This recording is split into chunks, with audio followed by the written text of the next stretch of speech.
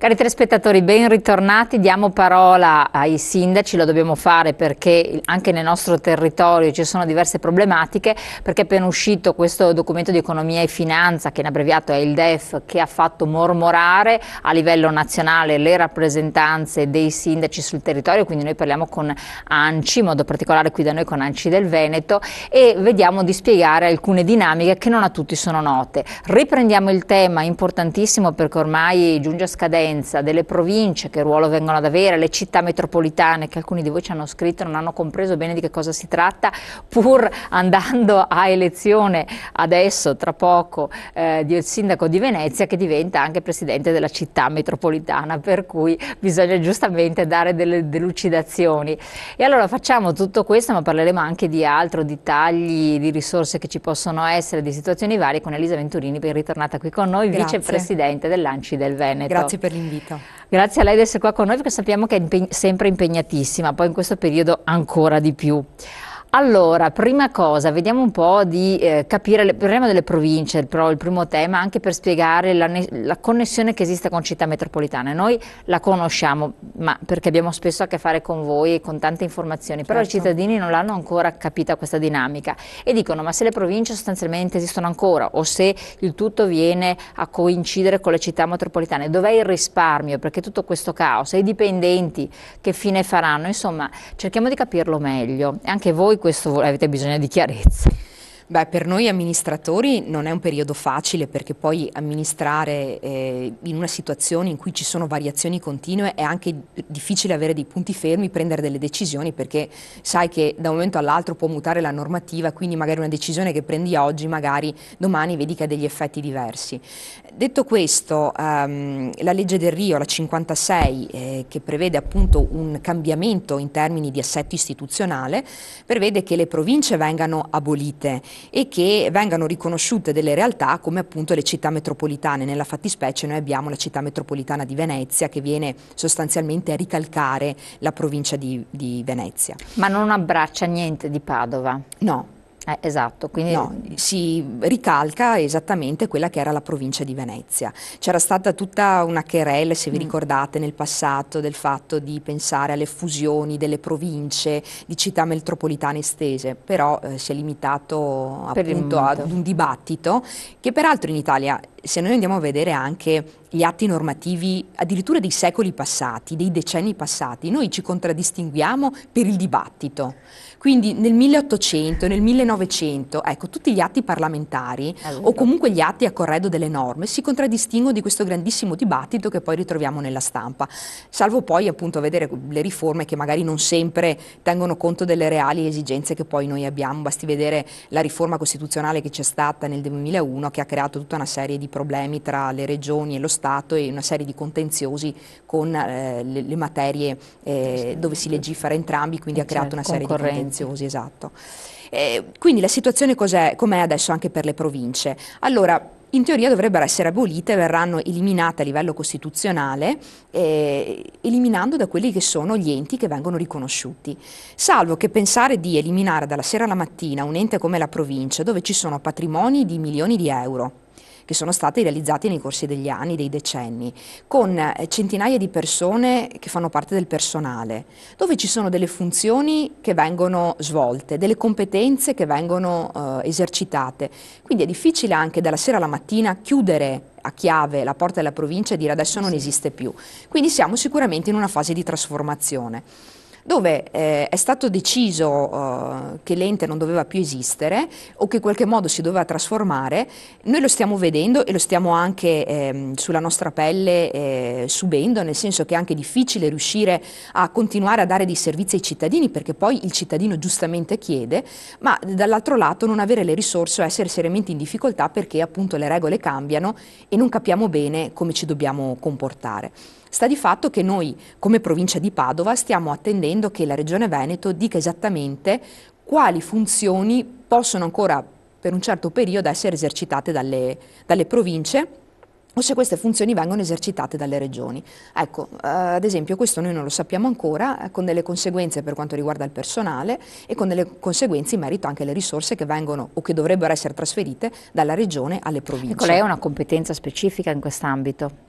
Allora, nel mio caso, come amministratore pubblico, adesso le province sono state, diciamo così, declassate in enti di secondo livello, dove ad eleggere gli amministratori provinciali, quindi i presidenti consiglieri, sono i sindaci e consiglieri dei comuni, e possono essere eletti solamente i sindaci e consiglieri dei comuni. Ecco perché si chiama ente di secondo livello. In questa fase di transizione, diciamo così, noi abbiamo il presidente e dei consiglieri con delle deleghe. Nel mio caso sono sindaco del comune di Casalserugo e ho la delega al lavoro e alla protezione civile, queste sono le principali. Che sono oltre al belle turismo. Infatti dicevo, sono due deleghe importanti, sì, è per quello che le chiedevo nello specifico. Ecco, a dire il vero, sono lavoro, protezione civile e turismo. Allora, per quanto riguarda queste tre deleghe, allora il lavoro dovrebbe essere gestito poi dallo Stato, perché dovrebbe essere istituita l'Agenzia Nazionale del Lavoro, quindi è una competenza che dovrebbe essere attratta direttamente dallo Stato e tolta alla provincia. Quindi a livello centralistico in certo qual modo. Per quanto riguarda il turismo, dovrebbe essere attratto dalla Regione, anche qui non sappiamo se poi anche lo Stato va a gestire. Per quanto riguarda la protezione civile, si spera che rimanga a livello provinciale, se non altro a livello organizzativo, però potrebbe essere attratta dalla Regione. È una scelta che dovrebbe fare la Regione Veneto, come sono chiamate a fare tutte le regioni. Allora, ripeto, noi siamo in questa fase di transizione dove andiamo a gestire queste competenze che sono da sempre state in capo alle province, però le gestiamo fin tanto che non verrà deciso dalla Regione e dallo Stato se dovranno essere attirate dalla Regione o dallo Stato o se continueranno ad avere un'organizzazione a livello provinciale. Ecco, in modo particolare la protezione civile, per esempio, sembra insomma che sia funzionata in Veneto, anzi addirittura sono spostati in soccorso in altre realtà quando ce n'è stato bisogno, è strutturata in un certo modo, è fatta di tante persone che anche hanno una preparazione, eccetera. Non è rischioso un meccanismo collaudato, liato, che tutto sommato funziona, che dà una resa, sconvolgerlo in un modo anche importante e accentrarlo, secondo lei, che lo conosce, l'ha conosciuto anche a livello operativo direttamente quando è stato necessario? Sì, io faccio una premessa, io per formazione culturale, lo dico sempre, sono un autonomista. Io vengo dalla scuola del Bertolissi, la mia tesi è sullo Statuto della Regione Veneto, quindi lo dirò sempre, io sono per l'autonomia, per il fatto che certe competenze devono essere gestite dal territorio, non puoi centralizzarle, non può esercitarle lo Stato centrale, perché lo Stato centrale non ha l'efficienza e l'efficacia che può garantire invece un ente locale che è molto più vicino al cittadino. Detto questo, siamo d'accordo che è stato deciso un cambiamento a livello istituzionale. Si è detto bisogna eliminare dei livelli istituzionali, è stato deciso questo. Quindi si è detto bisogna abolire le province, ridimensionarle. Allora, io sono la prima a dire che le province andavano ridimensionate, riviste, riorganizzate, ristrutturate. Però noi dobbiamo sempre partire da questo presupposto che vengono erogati dei servizi. Se noi andiamo ad eliminare degli enti, comunque dei servizi vengono eliminati o gestiti da altri soggetti che non sappiamo se saranno in grado di gestirli, vedi la Regione, vedi lo Stato, con la stessa efficienza. Perché? Perché sono più lontani dal cittadino. Sto pensando alla viabilità, delle strade, asfaltature delle strade, manutenzione delle strade, quelle provinciali, sto pensando ai trasporti, sto pensando ai centri per l'impiego, quindi a tutto il settore del lavoro, sto pensando anche alla protezione civile, perché poi quando succede una calamità, e io l'ho sperimentato sulla mia pelle, hai bisogno di un ente superiore a te, perché tu comune non la riesci a gestire da solo la calamità. Magari i comuni vicini fai fatica anche a coordinarti, perché poi scattano dei meccanismi per cui ogni sindaco dice beh, prima devo vedere il mio comune, faccio fatica a garantirti i soccorsi se magari anch'io mi trovo in difficoltà. Allora ci vuole quell'ente superiore che garantisca quel coordinamento, che riesca a contattare anche sindaci di altri comuni, che riesca a mobilitare le protezioni civili che si trovano magari nella provincia di Padova, che ti arrivano in soccorso e ti danno una mano. Allora tu riesci a farlo perché c'è un ente, in questo caso la provincia, che tramite la protezione civile e il proprio volontariato riesce ad intervenire quando ci sono le calamità di una certa importanza. Pensare che la Regione possa intervenire in tempi rapidi e garantire il coordinamento piuttosto che lo Stato centrale è paradossale. È chiaro che in termini di efficienza, in termini di tempistica, ci sono veramente delle serie difficoltà. Ecco perché io dico andiamo ad eliminare dei livelli istituzionali, occhio, perché poi bisogna capire che bisogna strutturare i servizi in modo tale da garantire comunque efficacia ed efficienza sul territorio, perché sennò ci sono dei problemi. Ecco, infatti assolutamente. Ecco, per i centri dell'impiego, che è un altro tema caldissimo, perché col discorso della disoccupazione, del riuscire a coordinare queste risorse, in alcune situazioni le cose sono andate bene, in alcune province hanno funzionato, anzi c'è stato un lavoro notevole e importante, in altre invece vabbè, è andato, non dico nella nostra regione, da altre parti è stato del tutto inutile. Come potrebbe essere accorpato alla regione, come potrebbe essere funzionante un centro per l'impiego per garantire effettivamente dei risultati?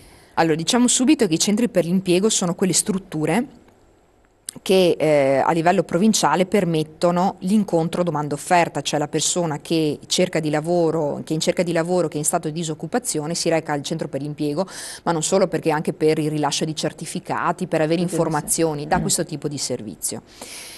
I centri per l'impiego sono in seria difficoltà. Io vedo quello di Padova perché alla fine ci sono 4 gatti che lo gestiscono, e a fronte delle migliaia di persone che si presentano al centro per l'impiego, quando si incominciano ad avere 40.000 persone che in qualche modo prendono contatti in un anno col centro per l'impiego, tramite internet, perché fortunatamente c'è il portale, ma che si recano presso gli uffici, ma che vengono a chiedere informazioni, e dentro hai magari 7, 8, 10 persone che gestiscono, ma quanto tempo puoi dedicare a queste persone? E che risultato puoi anche garantire? In altri stati europei abbiamo avuto anche l'opportunità di confrontarci con la Germania, con l'Austria, con l'Inghilterra. I centri per l'impiego, le strutture analoghe, hanno naturalmente più personale. Hanno anche delle procedure che favoriscono l'inserimento lavorativo delle persone, perché quando tu hai più persone che stanno dietro al cittadino che è in cerca di lavoro, quando ci sono delle procedure che sono finalizzate a capire che tipo di offerte ci sono da parte delle aziende sul territorio, a stabilire il profilo della persona, se in qualche modo ci può essere incontro tra domanda e offerta, questa è l'attività che deve essere svolta, e la persona che favorisce all'interno del centro per l'impiego, l'operatore che fa questo tipo di attività, dovrebbe essere incentivato. In Austria l'operatore che inserisce e riesce a trovare più posti di lavoro e quindi riesce ad inserire più persone, ottiene anche degli incentivi a livello economico.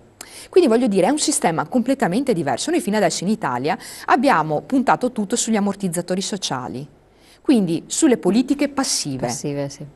E abbiamo penalizzato completamente le politiche attive, quindi i centri per l'impiego, giusto per fare un esempio. Allora noi dobbiamo invertire rotta. Stiamo andando ai privati, quindi, che sono più organizzati, che vivono di questo. A mio avviso sta bene tanto il pubblico quanto il privato, perché poi tutto sta nell'organizzare e nel garantire comunque un servizio di qualità.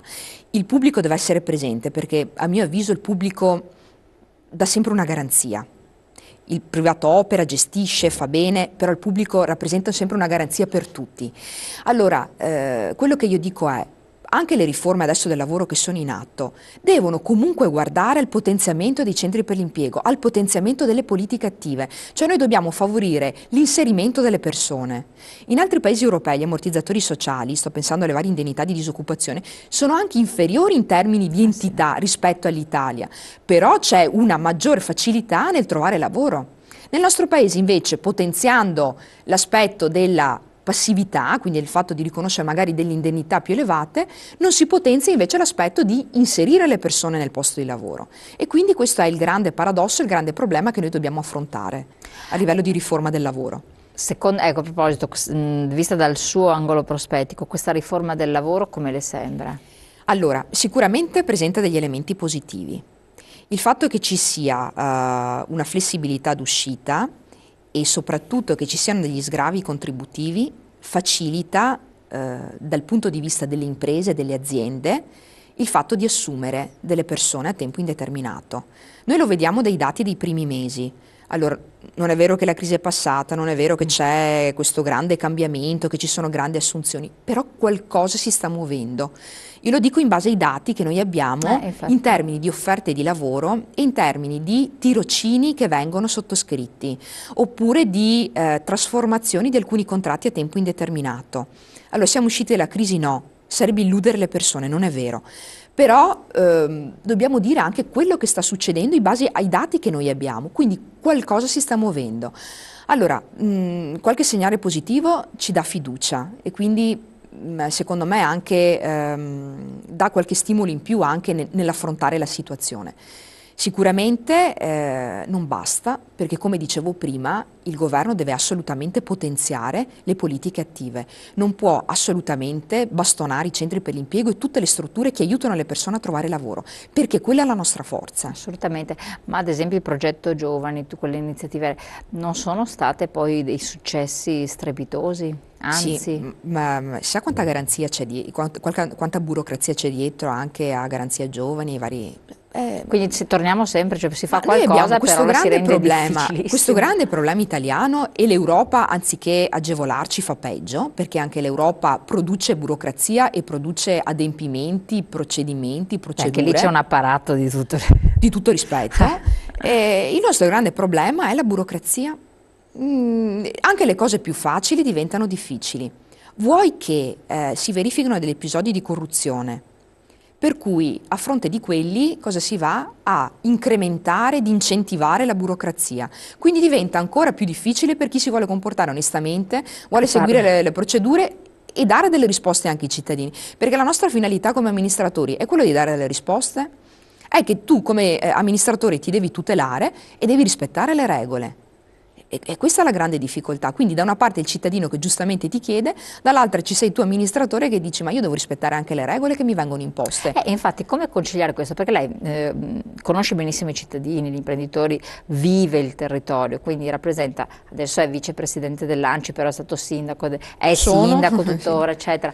Per cui da un lato rappresenta la parte istituzionale, la burocrazia, quello che l'ente si aspetta chiede, e che deve fare, dall'altro però sa benissimo che per operare ci vuole semplicità, le cose devono essere lineari, ne parlavamo anche ieri sera col vicepresidente della regione del Veneto che diceva bisogna semplicizzare un apparato troppo complesso. Come si conciliano questi due aspetti? Perché sembra che stiamo andando avanti dicendolo da una parte ma non attuandolo dall'altra in qualsiasi tipo di provvedimento. Poi voi stessi impazzite. Sì, secondo me la nostra cultura giuridica non ci agevola.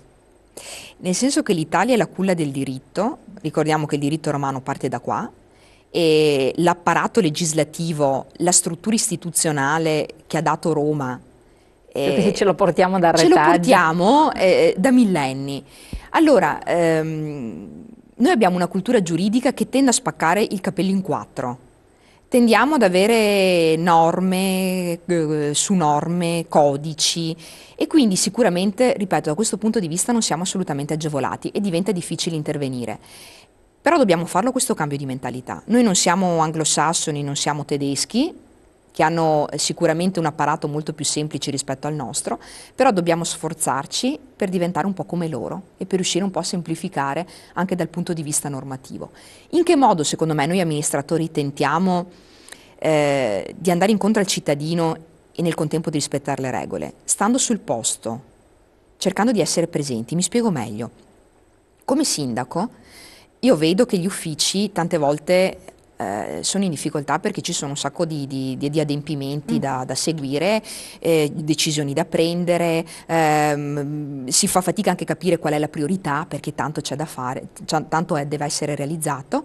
Per cui il fatto che tu sindaco sei lì presenti, segui i procedimenti, stai dietro gli uffici, dici questa è una priorità, questa cosa decidiamola in tempo rapido, diamo una soluzione di questo tipo, magari dai una mano anche tu all'ufficio studiandoti anche tu la norma e dando una tua interpretazione. Secondo me questo è il lavoro che adesso stanno facendo gli amministratori locali, stanno facendo i sindaci per cercare di rispondere al cittadino e nello stesso tempo di osservare le norme. L'unica maniera è quella di essere presente, essere sul pezzo, cercare di essere sempre vicino agli uffici per tentare di dare delle risposte, per interpretare le norme, per dare delle priorità. In questo modo è l'unica maniera, secondo me, come sindaco, per essere presente ed essere soprattutto dei decisionisti. Ecco, lei ha già detto la sua posizione personale, ma non le sembra che la politica nazionale tenda ad accentrare invece sempre più e a lasciare, tra virgolette, la parte più rognosa, ma proprio tra virgolette, ai sindaci, ovvero la parte di gestione residuale di un'economia che non esiste, avocando invece a sé competenze adesso anche che le regioni verranno a perdere, e questo sia quello di sicuro, e noi lo vediamo. Io ormai è da 7 anni che sono sindaco Io ho visto proprio di anno in anno questa spinta accentratrice da parte del governo centrale, vuoi per la difficoltà economica che c'è, vuoi che si prende un po' come pretesto per avere la situazione sotto controllo, sta di fatto che da un punto di vista finanziario, economico, legislativo si sta centrando sempre di più nelle varie competenze verso lo Stato centrale, togliendo autonomia ai territori.